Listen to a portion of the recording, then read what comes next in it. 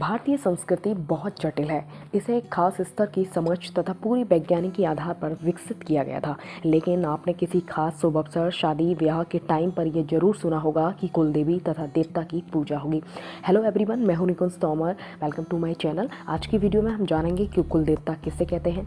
क्या कुल देवता किसी खास परिवार से जुड़े लोगों के लिए ही काम करते हैं या उन्हें किस तरह परिवार से जोड़ा जाता है। तो चलिए वीडियो के अंत तक बने रहिए इन सब चीज़ों को जानने के लिए।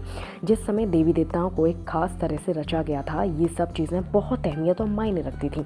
जिंदगी की जबरदस्त जटिलताओं के प्रति हमारी गहरी समझ के अनुसार भारतीय संस्कृति को रचा गया था। लेकिन आज लोग इन सब चीज़ों को एक झोल की तरह देखने लगे हैं, बजाय गहराई से समझने के। इसका एक कारण ये भी है कि पिछले 1800 सालों में इस देश पर बार बार हुए हमलों ने इन साधनों और संस्थाओं से बुरी तरह छेड़छाड़ कर दी और दूसरी तरह से प्रकट करने की कोशिश की। ये सब कुछ हमारी आने वाली पीढ़ियों के लिए सही रूप में पहुंचना चाहिए था, तो इसका वैज्ञानिक आधार एक जबरदस्त संभावना खोलता।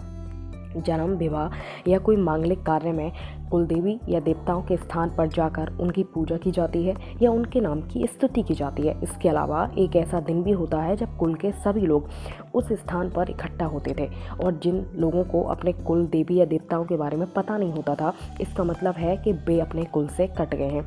अब सवाल ये होता है कि कुल के जो देवी देवता होते हैं, क्या वो सबके लिए अलग होते हैं? तो इसका स्वाभाविक सा आंसर है कि जब कुल अलग है तो देवी देवता भी अलग ही होंगे।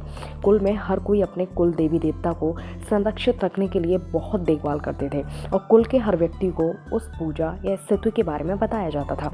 और मान लो कोई व्यक्ति गुजरात में रहता है और उसकी कुल देवी और देवता राजस्थान में किसी स्थान पर, तो वहाँ वो मिलने जा सकता है और वहाँ किसी खास इस दिन हजारों लोग इकट्ठा होते हैं। इसका मतलब है कि वो लोग भी उसी कुल के हैं। हालांकि कुछ स्थान इतने प्रसिद्ध हो गए कि वहाँ दूसरे कुल के लोग भी दर्शन करने आते हैं। पहले ये होता था कि मंदिरों से जुड़े व्यक्ति के पास एक बड़ी सी पोथी पत्रा होता था, जिसमें वह उन लोगों के नाम, पते, गोत्र दर्ज करता था जो कि दर्ज करवाने आते थे। इस तरह एक ही कुल के लोगों का डाटा तैयार हो जाता था। जब आप कभी भी गंगा पूजा आराधना को जाते होंगे तो आपको यदि अपने पर दादा या दादी का नाम याद नहीं रहता होगा या गोत्र वगैरह याद नहीं रहता होगा, तो आपने देखा होगा कि पंडितों को सब पता रहता था। तो यही कारण था कि उन्हें क्यों पता रहता था। इसी तरह कुल देवी और देवता आपको आपके पूर्वजों से नहीं जोड़ते, बल्कि वर्तमान में जिंदा आपके कुल खानदानों के हजारों अनजानों लोगों से भी मिलने का जरिया बनाते थे। इसलिए कुल देवी और कुल देवता की पूजा का महत्व था। इसी से हम अपने वंश वृक्ष से जुड़े रहते थे। इससे आपके पूर्वज को बहुत अच्छा लगता था और ये देखकर ढेर सारा आशीर्वाद देते थे। इसलिए प्रत्येक हिंदू परिवार में किसी न किसी देवी, देवता, ऋषि आदि के वंश से संबंधित है।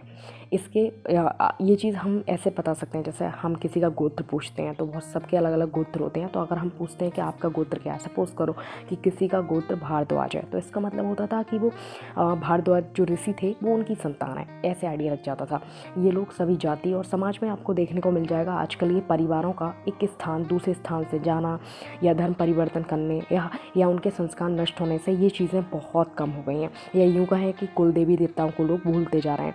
और बड़े बड़े शहरों में तो इस तरह की जो परंपरा है वो बहुत कम हो गई। आपने देखा भी होगा, अब किसी से ये पूछो कि आप कौन सी जाति के, तो बता देंगे ठाकुर, लेकिन कौन सा गोत्र है, कौन सी और भी बहुत सारी चीज़ें होती हैं, कौन सी कुल है, तो उन लोगों को इस चीज़ के बारे में ज़्यादा नहीं पता।